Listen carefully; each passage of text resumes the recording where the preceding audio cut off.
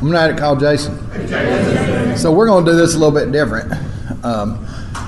I'm sure everybody here, well, maybe everybody here hasn't been to an H&I workshop before, but most of the time they're extremely informational, and we either try to trick you into being orientated by the time you leave or signed up to do service. But my hope is that you leave here inspired today to, number one, become a member of this fellowship, and number two, get involved in your recovery and try to help a suffering addict. So what we've decided to do is invite some people who got clean through H&I or stay clean through H&I to share a little bit of their story with you. And see, one thing I know about people that do H&I is they're not the best people to recruit. Our committees are getting smaller and smaller and smaller, but they're a hell of a good group to inspire. So with that, I'm going to let Wendy come up and introduce the first speaker. I'm Wendy. I'm an addict. Hey, Wendy. And this young man heard the message of H&I, and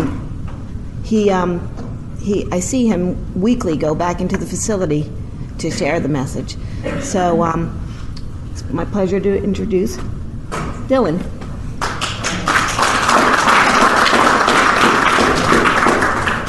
Hey everybody, I'm Dylan. I'm an addict. Hey, Dylan. First off, stayed up a little too late last night, so I'm a little tired. Brain's working a little slow, but that's what the conventions are about, so bear with me there. And secondly, I want to thank Wendy for giving me about a good 30 minutes to prepare for this. So I'm really excited about that. But, that's probably for the best, because if I would have thought this thing out, maybe I came in here with some BS, and I'm just going to come with it, give y'all what I got, and what, like he said, my experience of hearing the message from H&I bringing it into the rehab facility I was in, and how I continually helps me stay clean by taking it back into that message, or back into that facility weekly.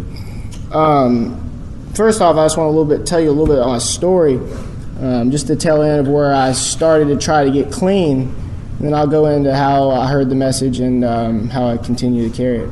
First off, let's see, fall of 2013, I was in my final semester at Georgia College of State University, and I was about to graduate with a bachelor's degree in psychology. And midway through the semester, for some reason, I just quit going to classes. My classes were getting in the way of my drug use, and that was more important to me at the time than finishing school. And like I said, the finish line was right there.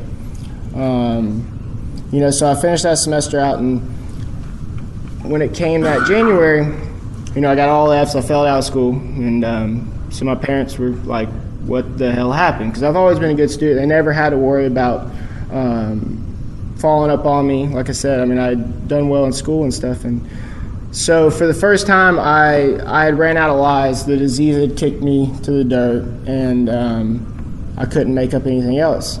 I was at the end of the road, and I came home, and I remember sitting in my living room with my mom and dad, crying in tears on the floor, saying for the first time that I was a drug addict and I needed help. And that was one of the hardest things I've ever done. And just to admit that to my parents, because I was very good at manipulating and hiding it for so long. They saw the signs, and they really said we knew. We were just waiting for you to tell us. And so at that point, it was that I wanted to start really getting clean. I tried to get clean a few times, but always been in denial. And, so they said, what can we do to help you? And at that time, the only thing I knew was I had some friends that had gone to some doctors, and the drugs I was on caused me to go through severe withdrawals, and I knew they had medication to stop these withdrawals, and I had seen it, I've tried it, and so I said, I need to go to the doctor and get this medication. And my mom said, okay, let's go. So I scheduled an appointment and went to the doctor, and he prescribed me Suboxone, if anybody ever heard of that, and he gave me a 30-day prescription of it. And the doctor, I remember, was a recovering addict, and he said, that you need to do 90 meetings in 90 days along with abstaining from all of the drugs. And I remember saying, you're freaking crazy. That's not doable, was my perception of that. I had very little knowledge of NA at this point. I had heard of AA and other fellowships, but never really gave it much serious thought. Still in pretty severe denial about my disease, and like I said, I didn't know much about it at all. So that was that was a year ago in January, and so I tried to get clean on my own. I figured once I got through the withdrawals, I would be okay. And so the Suboxone ran out, and I was on my own again. Well, obviously, with no help, me doing it on my own, it wasn't long until I was back doing the same thing. I continued the cycle for a while. I'd make it 3 or 4 days and then clean, which I thought was clean. I wasn't abstaining from everything, my perception of being clean, and then I'd mess it all up again, And this was one of the worst parts of my addiction, because I just would constantly battle back and forth with it, and really had a desire to get clean, but just could not do it on my own. And so after about 8 months of this, it just kept progressing. I was living back home, started stealing from my family. They kicked me out of the house, and I was living out in the shop, or a little shed they had outside, and then I was stealing shit from out there, the lawnmower and stuff like that. And so it was like, all right, this is not working. Your options are go to rehab or hit the streets. And I still didn't think I needed rehab at this point for some reason. I mean, it's crazy how easily we can lie to ourselves. We're really good manipulators, but we're best at manipulating ourselves, and I was really good at that. So my mom made an appointment with Gran, which Wendy's a counselor at, and it took him, I think it was 2 weeks that I knew that I was going in there in 2 weeks, and I was fighting it the whole way. And not too long ago, I started writing in a journal at this point, and I remember looking back in my journal, and the day before I went into rehab, I remember writing, I really don't think I need rehab. And then I wrote in there, I said, well, if you really think you can do this thing on your own, think of how easy it would be to do it with the help of other people, And that concept, looking back on it, has been pretty true today. So the rehab went into with a 28-day program, and we have access to outside meetings and stuff, but they have H&I once a week there. And my concept of recovery is very different from what I had learned at that point. What they taught me with breathing and the message in there. First of all, I heard all the cliches that we all hear now that are pretty, 90 meetings in 90 days, get a sponsor, get you a network, work some steps, just the simple things, but I had never heard them before. I was introduced, there was NA pamphlets, information pamphlets there that was available to me that I did pick up and read, along with meeting schedules in the East End area. That meeting schedule was one of the most important things to me once I got out. Going into rehab, I had a lot of reservations for when I came out. I figured, again, this 28 days after I get out, I'm going to have this thing on the wraps and everything will be good, But every week, I had this panel of guys come in, and I don't know, each of them brought a story that took a reservation away from me. I remember thinking that, I can get out of here and I can still smoke weed and drink beer and stuff like that. And I had an addict come in, and his experience was that was something he tried, and that was obviously didn't work out for him. Rehab was very great for me. The information I learned there about the disease of addiction, I did learn a lot. But what has really kept me clean for this long is going to NA meetings. And since I've left rehab, I've gone to an NA meeting every single night. And through the support of the network I have, my sponsor, and working some steps, not only have I stayed clean, but I've started to recover. And I'm really understanding the difference of that today. Without this H&I may have never gave NA a chance, first of all. Like I said, I really do credit NA fully for my recovery. I remember the first day I got out of rehab, and you feel good while you're in there. You're in a protected environment. You don't have any choice to go use. And I remember my mom came and picked me up, and it wasn't 20 minutes that we were down the road that my disease started talking to me. Like, man, let's go get one. You know what I'm saying? And it was at that point that I knew I needed a meeting. And so I said, let's go check this thing out. And I did, and I remember walking up to my first meeting, being very nervous, not knowing anybody, and them welcoming me with open arms. And I've said this before, I really did feel like I was at home. Felt like these were my people that understand me. For the first time I can be honest, not just with myself, but with other people about what's going on and what I've done. It was just very inspirational. And after I did that first meeting, man, I was hooked, and I kept going and kept going.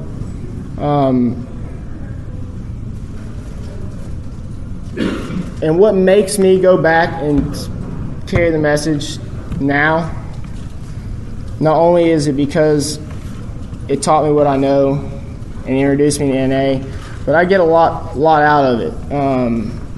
They used to always come in there and tell me, when I was listening to the H&I panel, they would say, we get a lot more out of this than y'all do. And I used to think, how is that possible, Y'all are just, But after going back in there, it kind of proves true. Each night that I go and speak to those guys and, see somebody come in with 1 day clean and then watch them pick their 90-day chip up later at one of my home group meetings is pretty special. And, it may not be, I know it's not solely stuff I've said, but, when they come up and give me a hug after a meeting and say, what you said tonight hit right on point. And I'm like, that makes me feel good. Because a lot of the times I'm just sharing stories about, stories I've been through and what I've done to stay clean. The biggest thing it does for me, though, is, meetings are great when you get to go in there and share. But, when they say you can only keep what you have by giving it away, I've really learned that concept. Because when I'm sharing the message to an addict that not familiar with the program, I say things that I normally wouldn't say in a meeting because I feel like people are familiar with the stuff there, and it reiterates it to me, brings it back to home, And when I see an addict, like I said, with 1 day, and I can tell him what I did with 1 day clean, it takes me back, and it lets me see how far I've really come. Because sometimes I get complacent where I'm at, and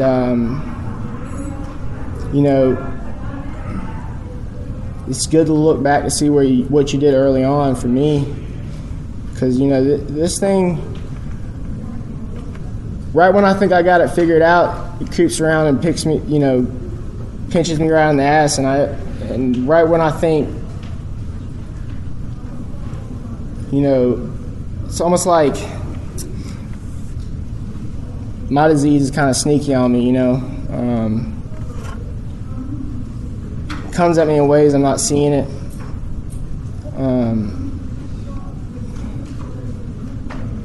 Kind of rambling here, but my whole point is I'm clean today because the rehab facility I was involved in allowed H&I to bring the message to me, which introduced me to Narcotics Anonymous. And like I said earlier, it is the sole reason I'm clean today. The time I have now is the longest time I've ever had since I picked up drugs. And again, I'm not just clean, but I'm getting better. In just this short amount of time I've been clean, I've grown up as a man, become responsible, productive. For so long I just would wallow in my problems. Today, seek solutions. I have goals. If I don't like where I'm at, I kind of see where I need to go, see what I need to do to get to where I want to be, and I do it. But not only does H&I keep me clean, but it helped me get clean, and I appreciate y'all letting me share.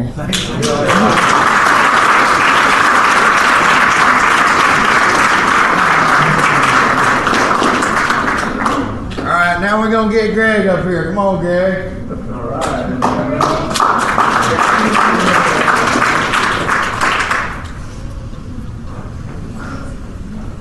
I'm Greg, Grateful Recovering Addict. My story is, if you're not doing H&I, you're not doing service. That's the way I look at it. But it wasn't always like that, because for me, man, I had 2 years clean, and I thought it was okay to go back and get high. And then I had 7 years clean, and I thought it was okay to go back and get high, because I wasn't doing what I was supposed to do. But this last time when I came back, man, someone introduced me to H&I with 3 months clean, and I've stayed, man. It's kept me here, understanding that I got to give back. It also helped me get into the literature, man, because how can I tell anybody about the program if I don't know nothing about the program? So that's what kept me, man, and it's still keeping me today. It's good to, when I first went to my first H&I, the 3 months thing, you don't say nothing. You just observe, and then I did the 6 months. And then I was at the jail, and there's 60 people, and I'm like, don't ask me how much clean time I got. That was my thinking, because I only had like 6 months then. Don't ask me. But of course, the question came up. And, right away, I just told them what the deal was. The whole purpose, man, is that we bring a meeting to people that can't get out to a meeting, or restricted, or limited. And it works, man. I understand today, through the basic text and through you all, that I don't have to worry about the results. I just got to do, man. Because I start worrying about the results, I'm just trying to pick who's going to stay clean, who's listening to what I'm saying. But right now, it don't matter, man. It doesn't matter. That does not matter. What matters is bring the message, be honest, be open-minded, and be wilderness. And just bring your story, man. That's what it's all about. Bring your story. And hey, my higher power will do the rest. And so far, he's been doing that. He's taken me to places right now in my recovery that, that I've never been, because those 2 years I had clean, I didn't know what H&I, I never heard of service, I was just staying clean. Even with those 7 years, man, I didn't know what service was, didn't know what area was, H&I, what's that, but this last time, I said, man, I need to stay here, and I was glad that someone said, you look like you might be pretty good for H&I, and I why not? I've done everything else, so why not try this? And it has really, really grounded me. It shows me when I go to those meetings. Because at age 23, I was diagnosed with this disease, but at 23, man, I wasn't feeling that. I didn't need no help. All I needed was to come back up. At that time I was in the military as well. I had been busted on urinalysis, repossessed car, married. She had 2 kids. I ain't got no problem though. But I'm writing a check to cover a check, and all that kind of crap. But denial, and that that went on for a while. So, but that marriage didn't last. But through this program, once I got introduced to H&I, I thought really I had a chance. I can't tell you when the obsession to use left, but by doing this process, by doing the next right thing, by staying in the basic text, reading those first 10 chapters, and trying to get an understanding of what this really is, and then grasping my mind around this is disease of addiction. What does that really mean? You know, because before it was like disease of addiction. Because when I went to my first rehab was in Tuskegee, and at that time I think they weren't saying that this was a disease. It was something about behavior, change your behavior and all that. And then when I came back years later, it's a disease now. You know, I couldn't just wrap my mind around that. But now, you know, my mind is wrapped. I understand I suffer from disease of addiction, and there's no known cure. So what does that mean? That means I got to take my medication, and H&I has been that medication, man, for real, because there's nothing like going to a facility, saying what you got to say, and then seeing those people come to a meeting, and you know, and seeing them stay clean for a moment. You know, just to see one just do that, you know, it's inspirational. Lets me know that all is not lost, and it's only through that. There's nothing like helping somebody else, man, through this pain, this struggle. There's nothing like helping someone else through this struggle. Because once you tell me that you're an addict, you can stop right there. You ain't got to tell me what drug you use. You ain't got to tell me anything else. I already know what you've been through. You know, I can feel that. I feel that. And once that's said, that's where I go, man.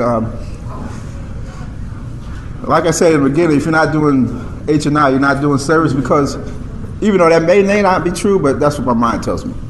Simply because we always say, you know, you keep what you have by giving it away, and of course I can give it away to anybody. But until I'm right there in the mix of looking at 60 people, 70 people, and sometimes some of the facilities are smaller, but you're looking at them and they're responding with, you know, how about weed?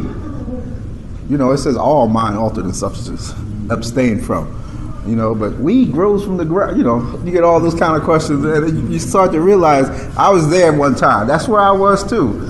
Ain't nothing wrong with no weed, man.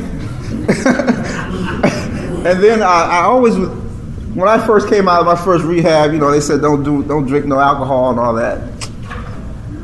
I heard it, but I didn't hear it, because when I got out, I got in my car, got me a beer on the way back to the house, because alcohol was not my problem. You know what I mean? But it led back to my drug of choice, and that's the way it's always been, man. A lot of times, that's those 2 years I had clean. That's where the alcohol did it.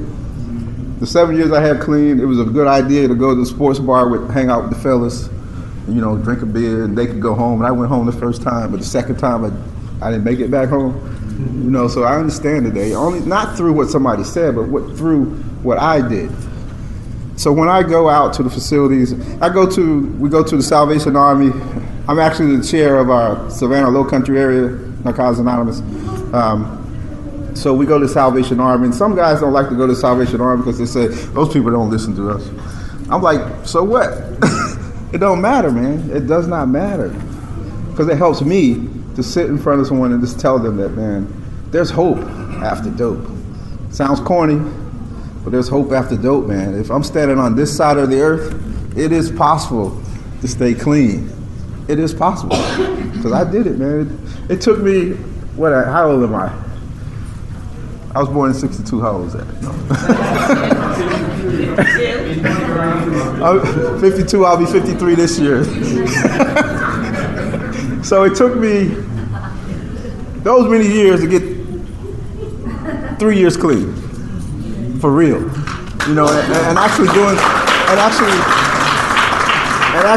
something about me. You know, because when it really boils down to it, I'm responsible for my recovery. They told me I wasn't responsible for my addiction, and I kind of agree with that, because I didn't know the dope was going to do me like that. Because out of curiosity, I wanted to try that.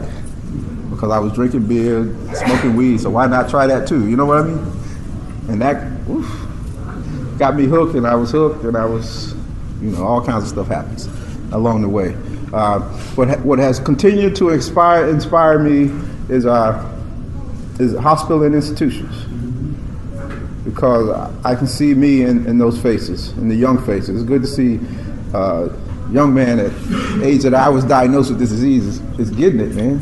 That also lets me know that it is possible, man. You don't have to wait till you're 50 and get clean. you know, because a lot of the young guys in there say, well, I got some time before, you know, before I get age 50. I got some time to use some dope, you know. I ain't gotta, you did it, so can I. But we understand today that we don't know when we're gonna leave this place. You know, and out of pain, out of desperation, you know, I decided to do something about my life. And through this program, my higher power had an idea, great idea, that you need to do what you want, get messed up, go through that struggle, feel some pain, and now when you think, when the pain is great enough, you'll come on in. And it's only through his grace that I actually stayed around long enough to live this day, to see this day, that I'm clean, man, clean and serene. And there's help along the way, and who am I not to help somebody else? There's many ways to help other people, but the best way is H&I. You know, there's no feeling, I'm telling you, if you haven't done it, you need to do it, sign up, because everywhere in our region, every H&I chair has the same problem. Volunteers, commitment, not volunteers. Sometimes we can get the name on the paper, that's cool. But it's can you step up and say that you're gonna do what you're gonna do? You know, because it says today that we're gonna be real about what we say, and we're gonna carry through. If I'm working a program of recovery, I know things happen, but if I'm working a real program of recovery, I ain't gonna say what I ain't gonna do. I'll tell you straight up, I can't do that. And for me, that's better than a maybe. Because I can't pay no bill with no maybe. You know, I can't help nobody with a maybe. Because it says that I can't go in by myself. It's suggested that I don't go in by myself. Because if you're going to say you're going to be there and I'm there, and then where you at? And I can't go in by myself.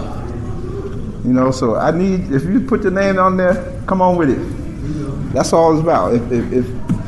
Because I try, nowadays, there was a time when I say something and wouldn't do it, even in recovery. You know, because I know I'm not perfect. And I know in this life things happen too along the way. You know, and I just don't call nobody.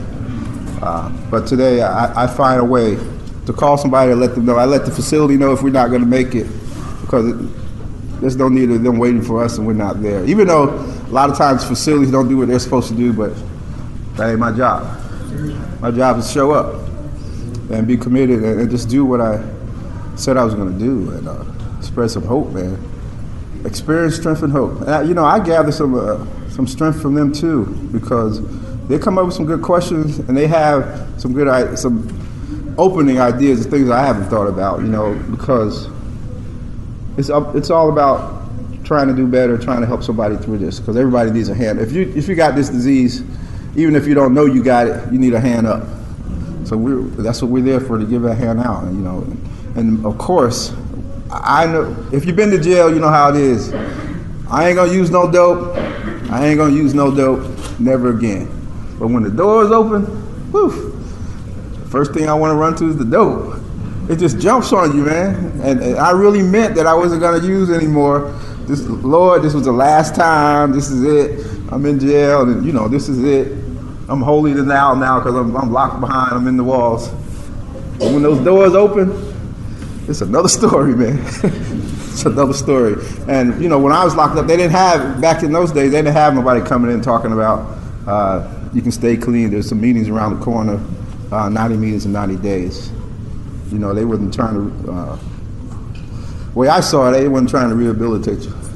You're just going to do your time, and then you can go do whatever you're going to do and come back. But today, you know, today, addicts are more fortunate, man, because a program like this really exists, man, and it helps. It helps a lot. Because at the end of the road, man, jail's institution of death, or find a new way to live, and that's what we bring to the facilities that we go in, a new way to live if you want it. Just show up at a meeting, bring some hope, because there's a lot of people in this. So if you're not in H&I, you know what to do. Sign up. Show up and just show your, you know, give your experience. That's all it takes. It's very simple, man. It's the simplest thing that will help you. It has helped me the most, more than it's helped me more than, I'm going to say it, it's helped me more than a basic text, man, because this is real. It's real coming and being face to face with somebody that's hurting and don't know they're hurting and think they got it and they know, and they're 19, but they know. And a lot of times, like when we first went to the jail, there's 80 people, man, and there's 2 of us. And everybody ain't paying attention. And everybody, they want to read something, they want to write. This is the time they want to write and read, So I got this guy that goes with me, Barry, and Barry's a little hardcore. That's right. He's like, if you don't want to be in the circle, get out and all that. Don't bring no books in here, you only got an hour. I'm a little more lenient than that. I'm like, if you don't want it, you don't want it. I can't make you want it.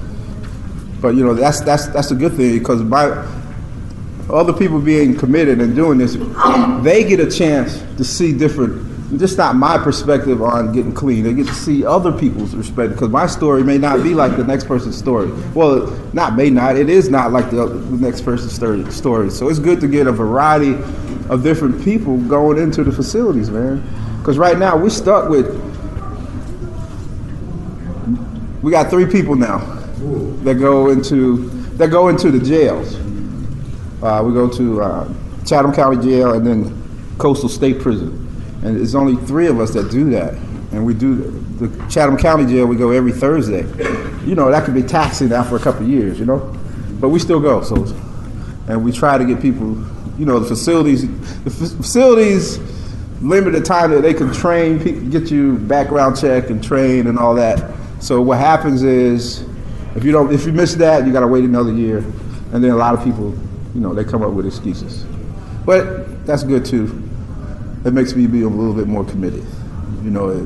It gives me an opportunity to continue to understand that I don't run this. I just put the information out there, and hopefully somebody will catch on. And it's helped me. It's helped me, and I've seen it help others, which is really what's going on. Because once you come to H&I and you get clean through H&I, hopefully you will give back to H&I. We all know there's several ways to be of service. But again, the best way to be of service is hospital institutions. That's all I got.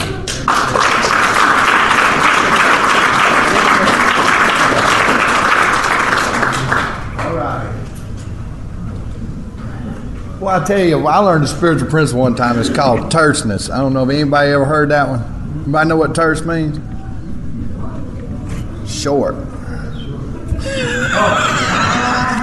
I'm messing with you, Greg. Oh, sure. Keith, you're next. I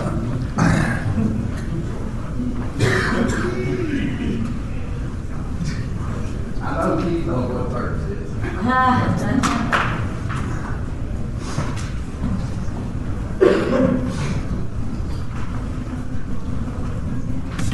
Hey, my name's Keith. I'm an addict. Good to be at another convention, another day clean.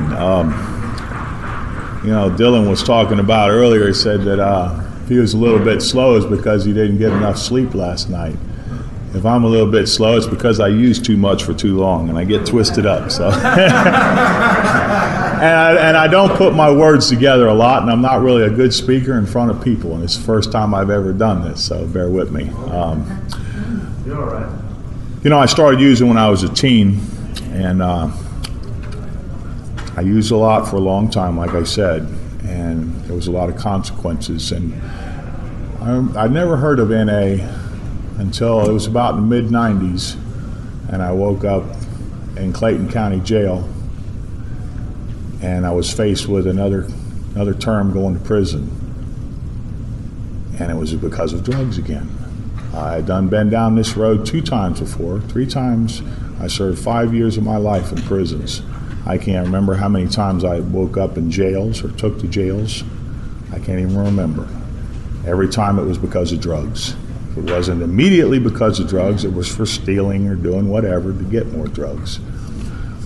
So there I was, all alone. Family done deserted me, didn't want nothing to do with me no more. Most of my friends didn't want nothing to do with me. And I was looking at another 2 years, all because of drugs. I didn't know a way out. And somebody mentioned, they announced over the speaker that they were having an NA meeting. And I'd never heard of NA. Somebody told me it's just like AA, except it's for addicts, drug problems. So I thought that was for me, and I went that night. And it was great. It was a great meeting. I heard a lot of stuff that I could identify with. And I thought, yeah, this NA is for me. So going up the road for 2 years, I obtained all the literature I could, and had meetings coming to some of the facilities I was at. I read all the literature. I swore I would never going to use again. The steps, I memorized them. Yeah, I knew these steps now. So I had this thing. But it was like somebody was saying before, when we get out of jail, and the sooner it got to my release time, the less I started thinking about my recovery, and the more I started thinking about picking up where I left off and getting back with the people and going seeing Susie, and maybe I could handle getting some beer or whatever, to celebrate my release. So I didn't go to a meeting the day I got out. Instead, I enjoyed a beer with a friend of mine who picked me up from the Greyhound bus station. That lasted for about 2 weeks of my drinking. I was right back on the drugs that I liked the most. And I knew about NA, though. So when I got down and out again, before I went to jail again, I went back to the meetings. And I would hang around the meetings until I got my shit together. And then I'd go back out thinking I could use one or it'd be different. You know how the story goes. And that happened off and on for about the next 10 years. The most I could put together was 90 days, something like that. But I had a sponsor who was really firm with me finally after a few sponsors. I used to pick sponsors that I could kind of manipulate and tell them what to do, I don't know if anybody else does that.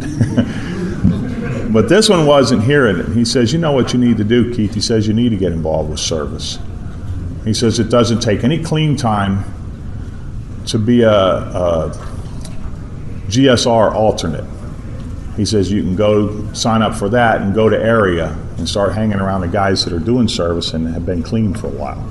So I did that.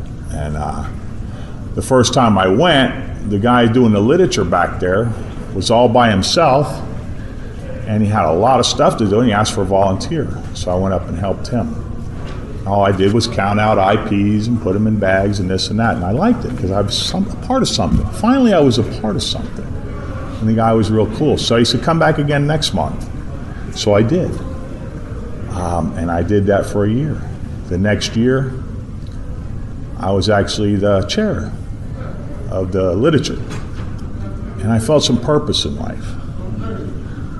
And I was watching, though, because I always got there early for the literature, and the H&I subcommittee would meet before the actual area meeting. And I was listening, overhearing what they would talk about and this and that. So I want to get involved with that sometime. So after a 2-year commitment of doing literature chair, I decided to get involved in H&I. I got involved in H&I, and I started carrying meetings into Henry County Jail.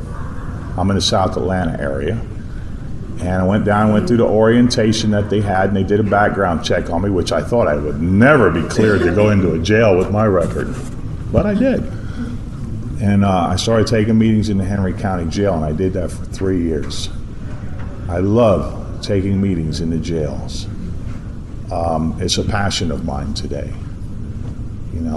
H&I has given me something that I always wanted to be able to help somebody. I always had this dream and fantasy about helping kids or people that were new to addiction and didn't know what they were getting into, that they would stop using and not having to go through what I went through.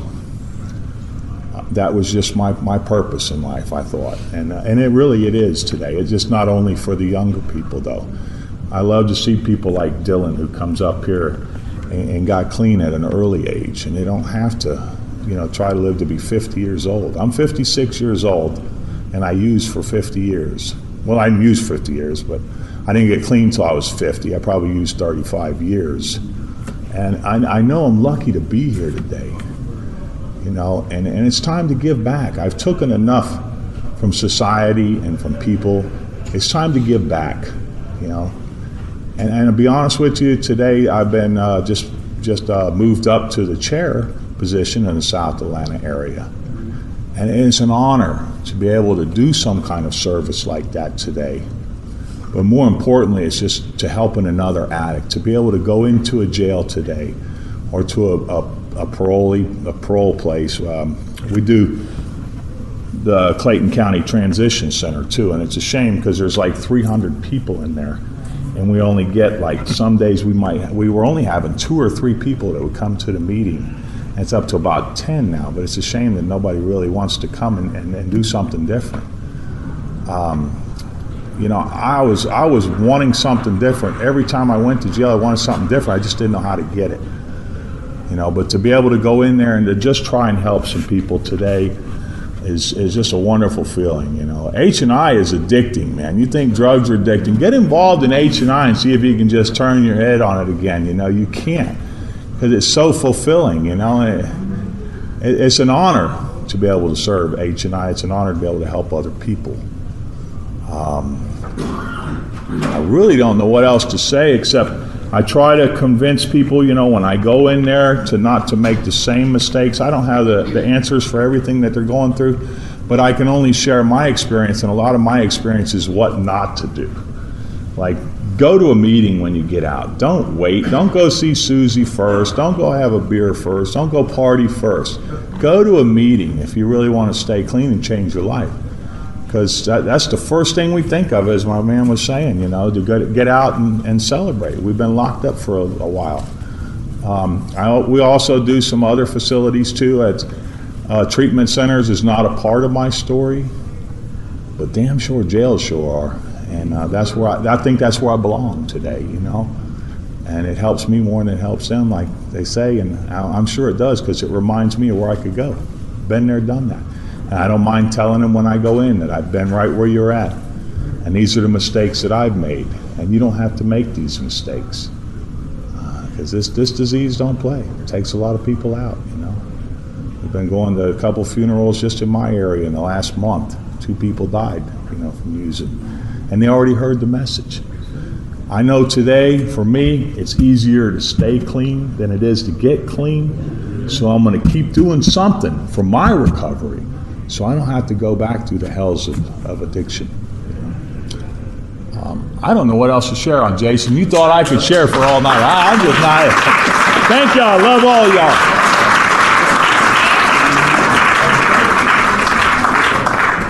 Bobby?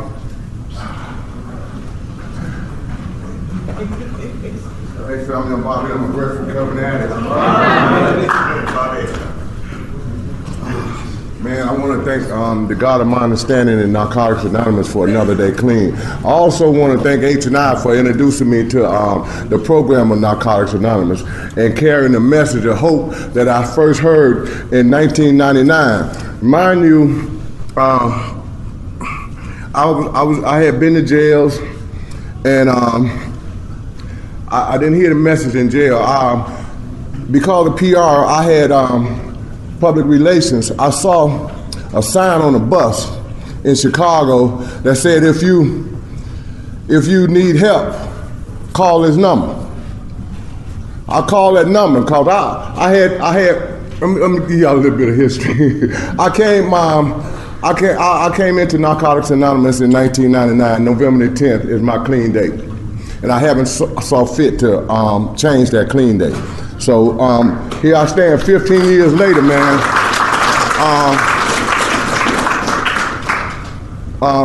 Our fifth tradition is carrying the message, you know, and that's so important to me, because the message, if it hadn't been for the message being carried to me, I probably wouldn't be standing here today. I went into I saw that sign, and I called that number. I borrowed 30 cents from somebody. and I called that number, and they said, "Can you get here?" I was already on the bus, but at that time you had to have a transfer to get to another bus, and I needed a transfer, so I had to beg somebody. I had got 30 cents from somebody for the phone call. Then I got off the bus and begged somebody for bus fare to the facility that they told me to come to. And when I got there, man, they had me sit down outside this glass booth, and they said, wait, we're going to see if we got a bed. They got me a bed. I get in there. They took my clothes. They pushed me in the shower. They sprayed me with a de-licer. I felt like I felt like an animal. Well, I'm offended because while y'all spraying me, here I am. I've been on a run for like 2 weeks. So all of a sudden, I want to have some dignity. Anyway, I go into I get in the facility. And the first day they just let me sleep. It was a 7-day treatment facility. The second day, they said, get up, and we finna eat, and then we going to a meeting. Took me in the little room, and the guys came in. This guy named Rasul came in. I never forget his name because it was the attraction. I was attracted to how he carried himself. He had a number of years clean, and he started talking about the disease of addiction. I didn't know nothing about this. I just wanted some help, man. It said we saw through desperation. I was desperate at this time. So I'm sitting on the edge of my seat. This dude telling me that if you do what we did, you can get clean. And I'm like, what are you talking about? And then he started talking about what I suffered with was a disease. I'm like, a disease? Am I gonna die from this thing? You know?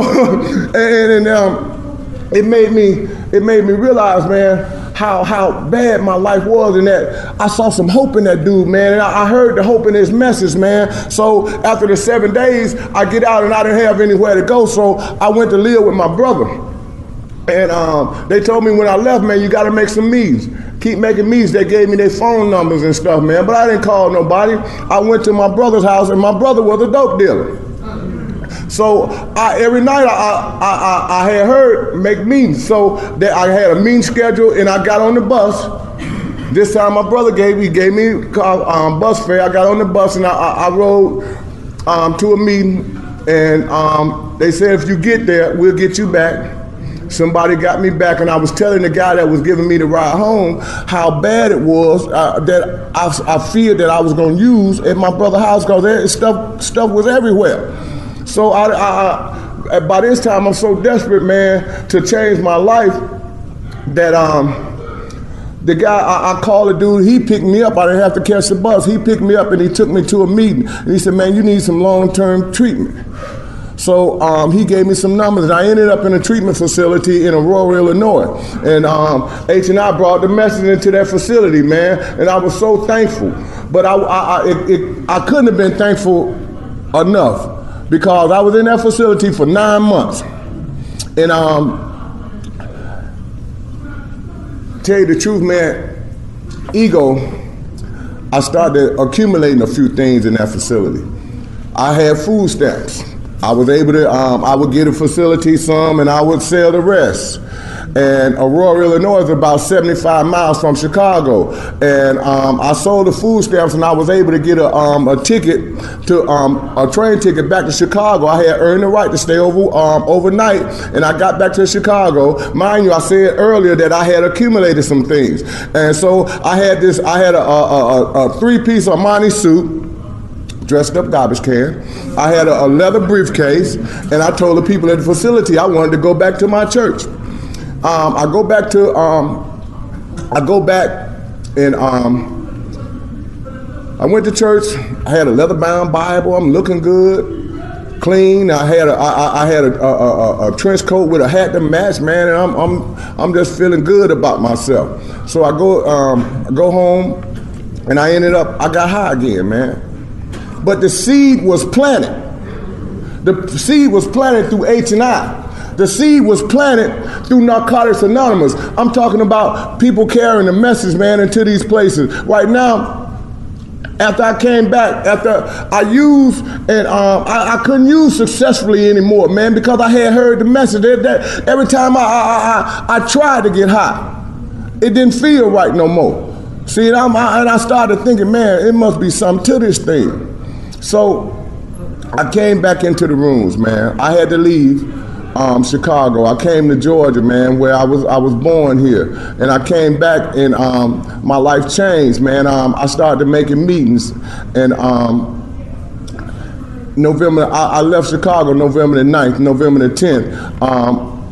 I had news, and I remember what dude had told me in that facility, man, and everything started flooding back in my memory, man. All those cliches that you talked about, we use around here.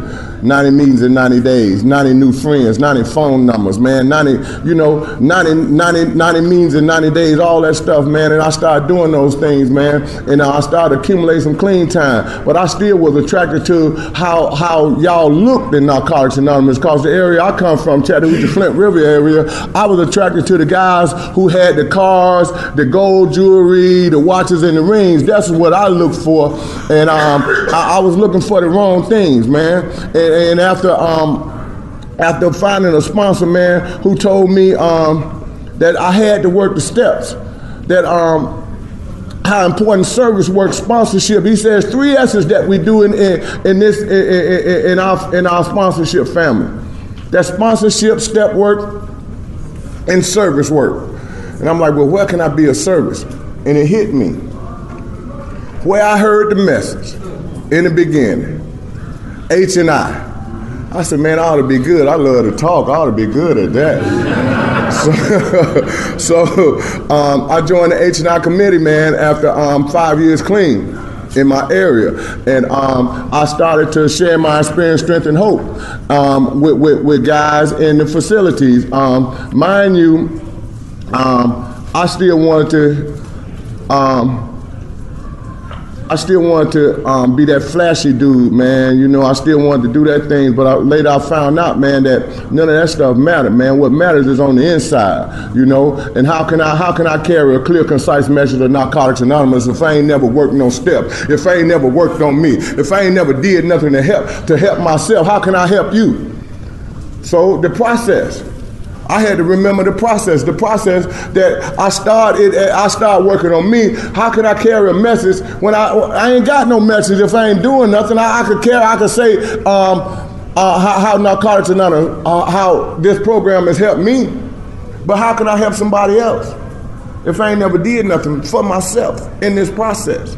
So the step work became so important to me, man, and I went through the 12 and 12 and more than once, but it's that you talked about how it makes you feel doing something for somebody else. See, because this thing, all my life I've been a selfish dope fiend. All my life, all I ever wanted was me. But today, man, it ain't like that. Today, man, I can carry the message. Today, I can go in places and tell people about how this program changed my life. I can tell them what service work does for me. I can tell them that I was a hopeless dope fiend. Now I'm a dopeless hope fiend. See, I can tell them that today.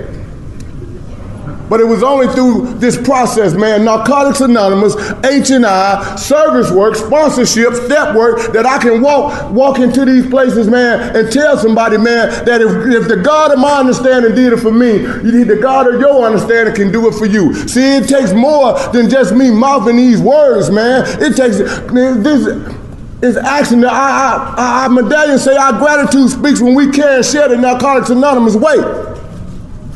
My gratitude speaks when I care and share the Narcotics Anonymous way. So who am I sharing and caring the Narcotics Anonymous way with? So I have to ask myself, man. Greg talked about commitment. You know, commitment was something commit to what? I wouldn't commit to nothing. But if I say I'm gonna do something today, you can bet your bottom dollar I'm gonna do it. So, and if you in your area and you've been given the opportunity to have a second life, 2 lifetimes in one, and you're not carrying the message and you're not helping nobody, man, you still living those selfish ways that you drug, that you brought up in here with you. So it's important, man, that we take what we have, man, and give it to somebody else, man. I'm talking about how my brother died from this addiction 2 years ago, heard the message in prison. He heard the message, but I couldn't help him. I could be an example by sight. I could be the attraction rather than the promotion. But he wouldn't listen to nothing I told him about Narcotics Anonymous. So I had to live this program to show him that like I said, if the God of my understanding changed my life, it could change his too. I got two other brothers that's still in active addiction. I can't do nothing to help them.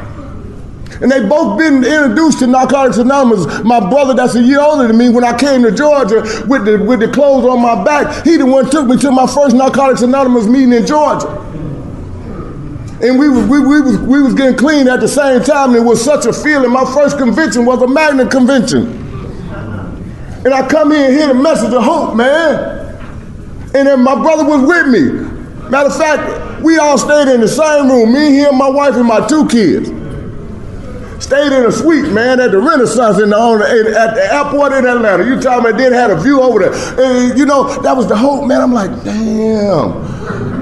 I can't believe this. We looking out at the planes taking off, man. We on the 12th floor with glass elevators. I'm like, oh my God, is this the life that you intended for me to have? Yes. But it was only, man, through this process, man, that I was able, man, to do this. It ain't about the stuff. It ain't about the stuff, man, because we can accumulate a whole lot of stuff. But I used to hear addict, the very same addict who used to talk about that, say all that stuff could fit on the skin. The addict who used to share that wasn't working no steps, wasn't caring about nobody but himself, and he was caring about them things, but he shared about. I saw him walking to a meeting after 5 years. He had 15 years in relapse, and he came back into a meeting. The meeting was over. The circle had broken, but he walked in the door, and I was like, and I was so happy to see him. He said, I heard the message. He heard the message in a treatment facility brought by H&I. And he said he didn't forget. He said he didn't enjoy not 1 minute of them years that he was out there using after he had accumulated that clean time. He couldn't use successfully, man. With Narcotics Anonymous wipes away all our excuses. If you sitting here today and you don't think you don't belong, you belong. Just give it a chance. Give this program a chance to take root in your life, and I promise you, your life will never be the same if you put something into it. You put some work into this thing and you start giving back what the God of your understanding has so freely given to you. I promise you. Our message is hope and our promise is freedom. You will experience them both if you put the work in and give yourself an opportunity to recover, get some hope, and give it back. My name is Bobby. Thanks for letting me play.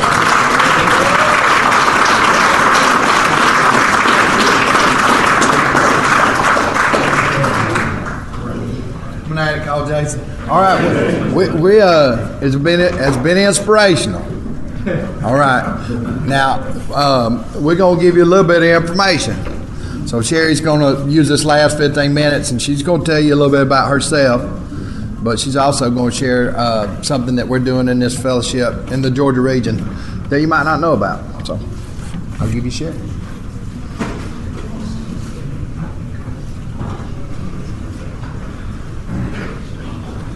I'm Sherry Addict. Hey, Sherry. Hey, family. I have to tell you, first of all, that to see this room as full as it is for H&I, really, I mean, when I saw all of y'all coming in, I started crying at the beginning of the meeting because we need you. I don't know how else to say it. We need you. There are women and men that are not getting a meeting because we do not have enough volunteers to take meetings in to these addicts that cannot get out. So with that being said, there are two very profound things that happened for me in H&I. The first one was being incarcerated in jail, and I saw a girl that I used to use with walking in with cookies. Back then, H&I could bring in cookies, and we'd have coffee in the meetings. They don't really do that anymore. That was a long time ago. But she was bringing in cookies, and so I asked the other inmates, what's going on? And she started hollering, NA meeting, and I was like, what? This is somebody I used to get off with under the streetlights, and she looked really good. So I went to the meeting, and she told me that if I didn't use Just for Today, I could stay clean. And she was doing it. I didn't think it was possible. But she